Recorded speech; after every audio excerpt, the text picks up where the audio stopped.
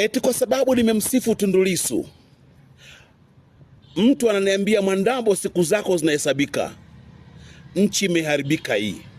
Nchi imejaa washenzi na wapumbavu kabisa. Hivi masista 4 wamekufa kule, walikuwa wanamsifu Tundu Lissu?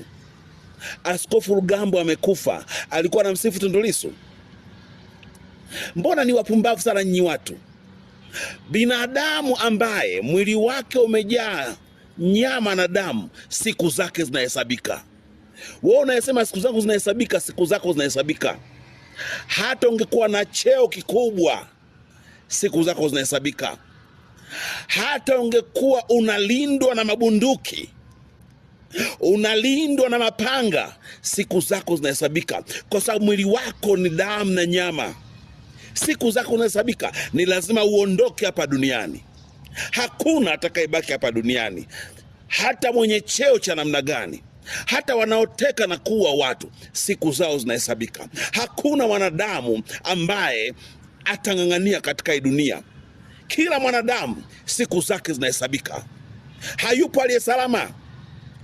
Utakufa kwa upanga, kwa bastora, utakufa kwa ukimwi, utakufa kwa malaria, lakini duniani lazima uondoke. Useme Mwandambo, siku zako zinahesabika. Wewe siku zako zinahesabika.